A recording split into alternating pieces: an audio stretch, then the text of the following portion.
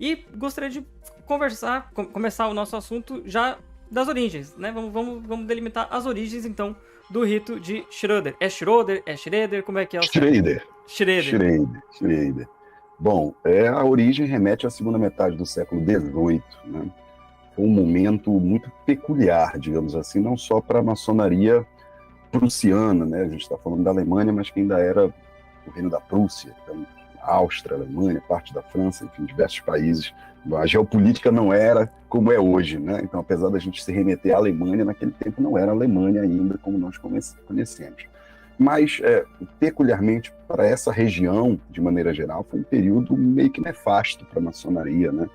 Nós temos registros históricos de terem sido criados mais de 1.000 graus em 50 anos, por exemplo, entre 1750 e 1799 até 1800, em diversos ritos que se iniciavam naquele momento, né? Seja na França, por exemplo, nós tínhamos ali o rito de Heredon, né? Na região da Prússia, mais o rito de estrita observância templária, que era um rito francês também, né? Sobretudo vindo lá do capítulo de Clermont, com muita influência, né, na Áustria prussiana e por assim na Alemanha. Enfim, muitas coisas aconteciam naquele momento. E tomados por um sentimento nacionalista, né, as últimas 3 décadas, a maçonaria alemã ela buscou meio que uma saída reformista, digamos assim. Vamos fazer uma reforma na maçonaria, né, fazendo uma analogia à reforma cristã, né? Então, diversos foram os personagens históricos que propuseram reformas, né, desde 1770, por exemplo, que curiosamente foi na década que o Ludwig Schrader, o principal que dá o nome de batismo preceito hoje, né, porque na época ele não era conhecido assim, ficou conhecido só depois da sua morte, propôs também. É importante dizer que nesse momento histórico, esses reformistas, eles propuseram diversos debates, né, diversos mesmo. O primeiro, ainda em 1775, né, teve uma convenção na cidade de Wiesbaden, onde já se discutiu a necessidade de extirpar tudo aquilo que era alheio àquela essência da maçonaria saxã, da maçonaria britânica, dos crafts ingleses, né, que foi de onde adveio toda a maçonaria europeia, sobretudo ali no ocidente europeu. Mas essa primeira convenção não foi para frente. E alguns anos depois, já em 1782, né, em Wiesbaden, essa assim, uma cidade próxima a Hanau, hoje, se a gente for fazer uma analogia, que foi criada, de fato, né, uma comissão permanente para aproximar um pouco mais aquela maçonaria considerada apócrifa, né, já miscigenada com diversas coisas, como são todos os ritos franceses atuais, que estavam se formando naquela época, se constituiu e aí se validou disso, né? Em 1789 essa comissão se constituiu, eram 12 irmãos, depois ficaram 10, né? Em 1790 o Schrader, Ludwig Friedrich Schrader, ele entra nessa comissão, ele já era maçom há bastante tempo, né? Como disse, iniciou lá na década de 70, até então já era um dramaturgo famoso, né? Um dos maiores dramaturgos da época na cidade de Hamburgo, na Alemanha, mas não foi sozinho, né? Ele fez parte dessa comissão e passaram aí 11 anos até conseguir aprovar de fato esse rito. E naquela época as comunicações elas eram tão rápidas quanto os cavalos cavalgavam, né? Os barcos navegavam. Mas ele teve uma vantagem, né? A vantagem de ter várias mentes pensadoras contemporâneas a ele, né? Que o ajudaram muito, em especial Herder, né? Mas tiveram diversos outros maçons com o qual ele se inspirou e trocou diversas correspondências.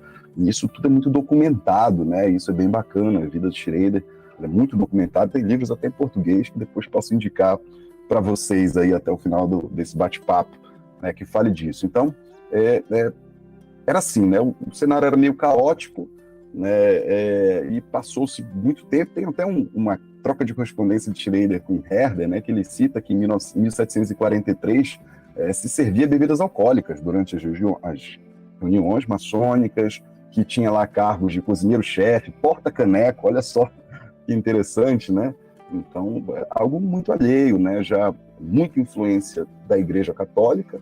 Se a gente for ver, a maçonaria sempre foi cristã, protestante cristã, né, na sua essência, lá na Inglaterra, mas teve uma influência maior cristã, mas sem a influência para dentro dos trabalhos, por assim dizer, da ritualística, né? E foi na França que aí teve influência Rosa Cruz, influência católica, influência gnóstica, vários outros tipos de influência, e novos ritos foram surgindo a partir disso, e eles estavam querendo extirpar isso, né? Então o rito mais praticado à época lá, como disse, era o rito de estrita observância templária, depois a gente pode falar um pouquinho mais sobre ele, e eles passaram aí 11 anos até aprovar isso, né? Em 1799, Schrader conseguiu propor, né, numa Assembleia Geral, foi reprovado pelo grão-mestre, e só em 1801, quando ele próprio foi eleito grão-mestre, né, de Hamburgo e da Baixa Saxônia, na primeira Assembleia Geral, após ele tomar posse, ele fez a nova proposição de um novo texto revisado, daquele que era só um ritual, né, para se trabalhar mais parecido com o craft, mais parecido com os trabalhos ingleses, né, que era todo inspirado lá no livro das 3 batidas distintas, né, enfim, que é como eram os crafts ingleses, eram trabalhados tanto na Grã-Bretanha, mas também nas colônias, na Ásia, na África, e na própria América, né, que depois influenciou o monitor de Duncan, que depois virou monitor de Webb, e que nós temos o rito de York, lá as Blue Lodge, por exemplo, também muito influenciado por esses escritos, né, pelos crafts ingleses. E foi assim, a origem foi uma luz que surgiu a partir do caos, né, eles não estavam confortáveis nem conformados com aquilo que praticavam e resolveram mudar, mas essa mudança não foi fácil, né, não foi simples, levou-se muitos anos, muito estudo, muita dedicação, né, muita troca de influência política, muito desgaste, até que em algum momento se conseguiu. Em 29 de junho de 1801 foi aprovado o rito e desde então nunca foi descontinuado. O irmão falou, então, que basicamente na Europa estava se vivendo ali uma efervescência de ritos, né? Praticamente qualquer um lá escrevia um rito, e realmente se a gente for pegar na literatura, vai ver ali que tinha uma confusão muito grande. E eu queria puxar justamente um rito que o irmão citou, que era o mais praticado na Alemanha, que é o rito da estrita observância templária. Qual que foi a influência desse rito na elaboração e depois na execução do rito Schrader? Zero. A influência foi total para ser extirpado, né?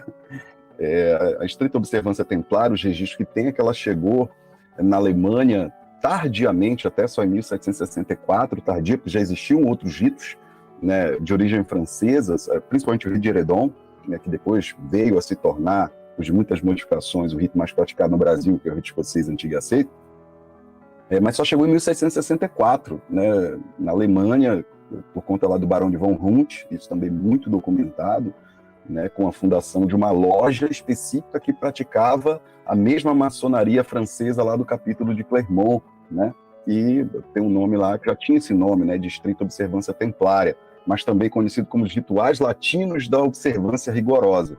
E a partir dali, os alemães, principalmente da Baixa Saxônia, né, eles meio que se apaixonaram, e isso virou uma febre, né?